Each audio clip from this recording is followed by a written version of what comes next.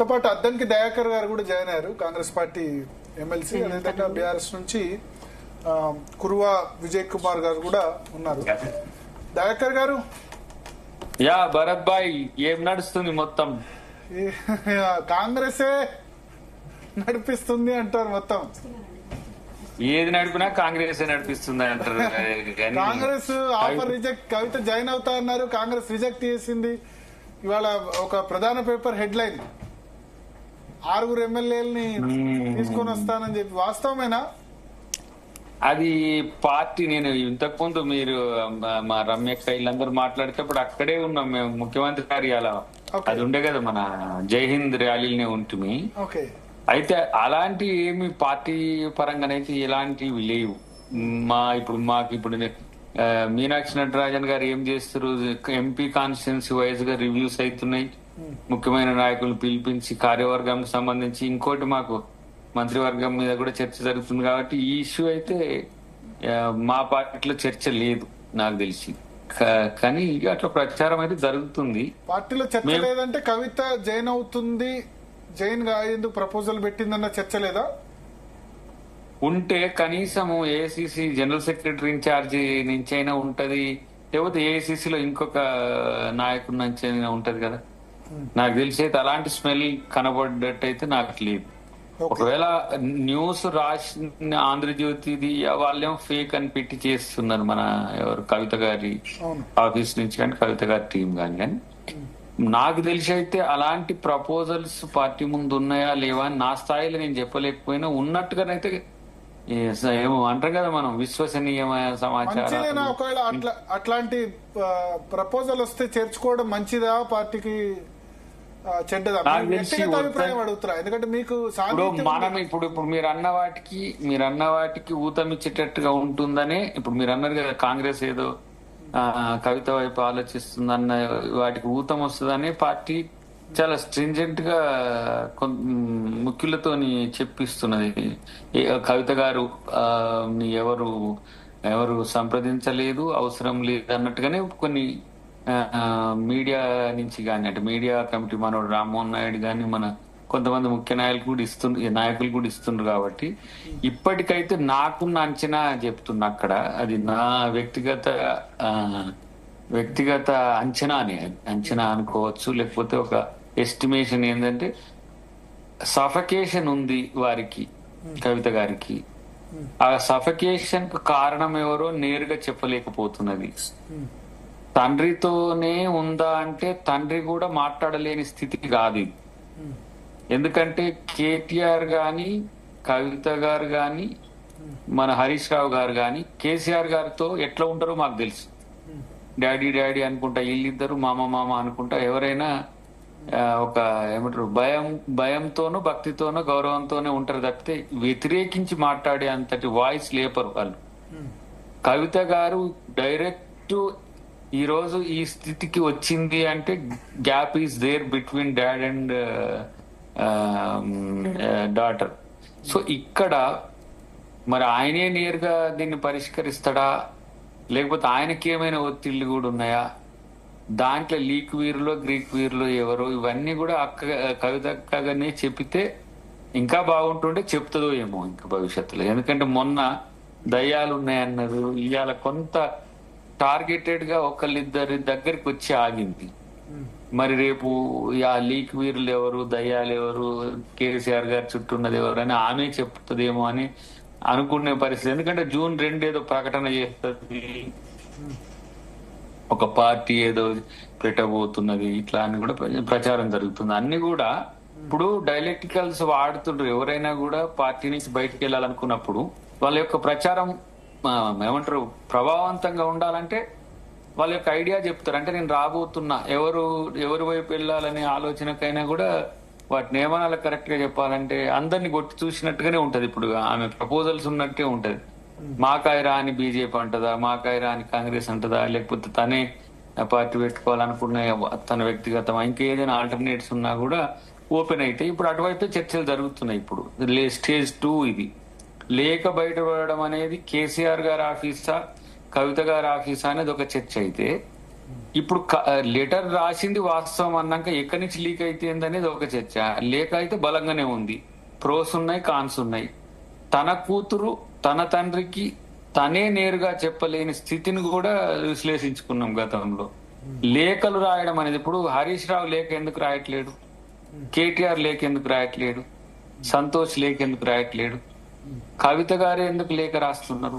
అంటే కవిత ఆమె చెప్పారు ఇవాళ చిట్ చాట్ లో, నేను వందలాది లెటర్స్ రాసుంటా, అలవాటు అది, అని డైరెక్ట్ గా ఇచ్చొస్తా అని చెప్పారు. ఇది ఫస్ట్ టైం కాదు, అప్పుడెప్పుడు బయటపడలేదు, ఇప్పుడే బయటపడింది అని చెప్పారు ఇవాళ. లేఖలు రాయడం అంటే నేను అనుకుంటున్నా ఇప్పుడు ఓవర్ ద టైం వాళ్ళు చేస్తున్నది ఏంటి, ఎప్పుడైనా పర్సనల్ గా వీకెండ్ 10 days కోసారి కలవడం, ఇష్యూస్ షేర్ చేసుకోవడం అనేది మూవ్మెంట్ కాలంలో ఉన్న చర్చ. మరి తర్వాత వాళ్ళ అధికారంలోకి వచ్చి ఇంకేం మారిందని మాకు తెలియదు, కానీ మూవ్మెంట్ లో ఉన్నప్పుడైతే అట్లా ఒక చర్చ జరిగేది. కానీ ఇప్పుడు నేనేమంటున్నా అంటే, లేఖ బయటపడింది, లేఖ ఇట్లనే విమర్శనాత్మకంగా గతంలో ఉండనా లేదా అనేది మనకు తెలియదు, కానీ ఇది వాళ్లకు అలజడిని లేపింది. అది స్లోగా గందరగోళంగా మారింది.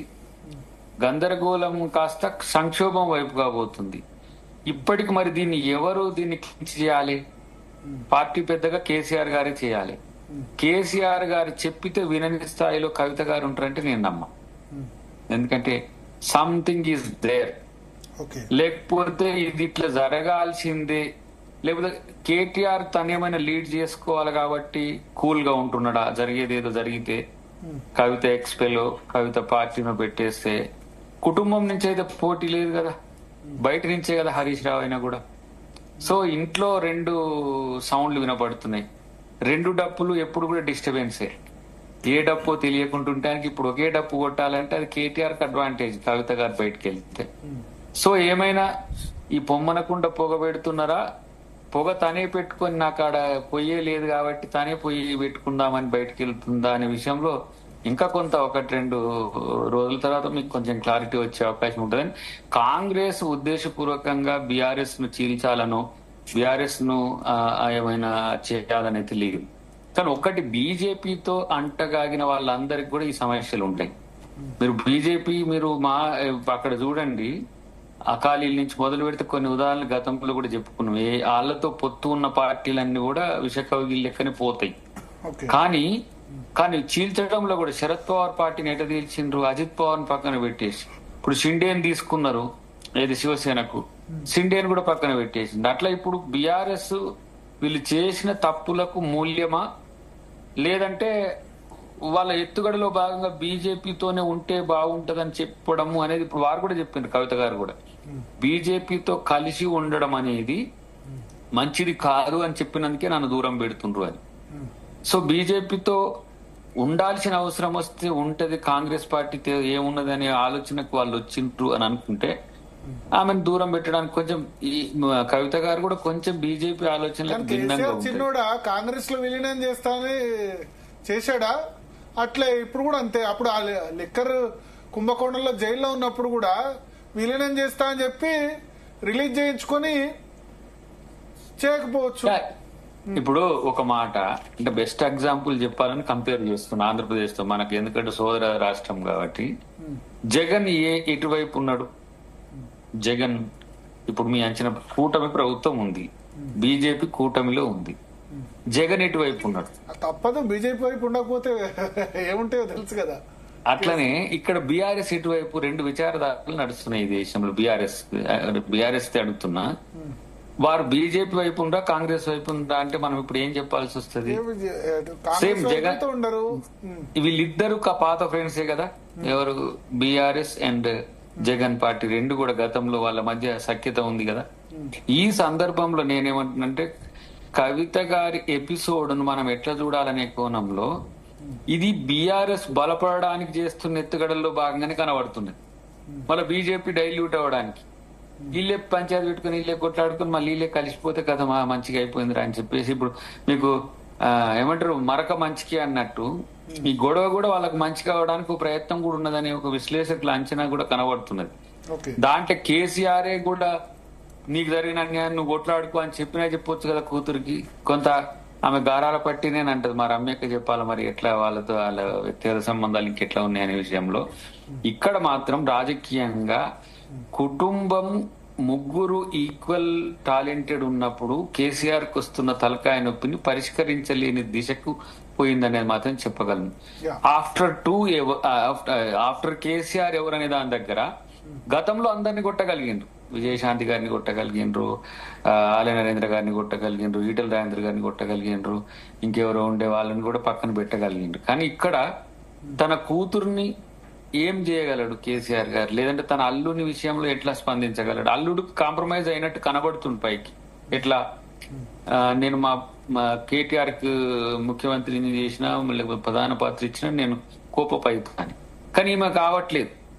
నేను కూడా ఉన్న పోటీలో అంటున్నాను. పోటీలో ఉంచుతాడా, పోటీ నుంచి తప్పిస్తాడా, అసలు పార్టీ నుంచి తప్పిస్తారా, పార్టీలోనే ఉంచుతారా? ఇదంతా ఒక సశేషమైన కథ నడుస్తున్నది. అది వెబ్ సిరీస్ ని మించిన క్రైమ్ థ్రిల్లర్ గా నడుస్తుంది ఇప్పటికైతే. ఏది ఏమైనా వాళ్ళ అంతర్గత పార్టీ అంశమైనా ఇది రెండు రాష్ట్రాల ప్రజలు కుటుంబంలో జరుగుతున్న అంశాలను, పార్టీలో జరుగుతున్న అంశాలు, కుటుంబమే పార్టీ అయింది. గతంలో పార్టీ అంటే బయట నుంచి ఉండే వాళ్ళు కూడా ఉండేది, కానీ ఇక్కడ దీనికి కుటుంబమే సమస్యగా కుచించుకొచ్చిన ఆ సమస్య కాస్త ఇప్పుడు అది ఏ విధంగా పరిష్కరించుకోగలుగుతారు అనేది ఇంట్రెస్టింగ్ ఉంది తప్పితే. ఒకసారి బీఆర్ఎస్ నుంచి విజయ్ ఉన్నారు.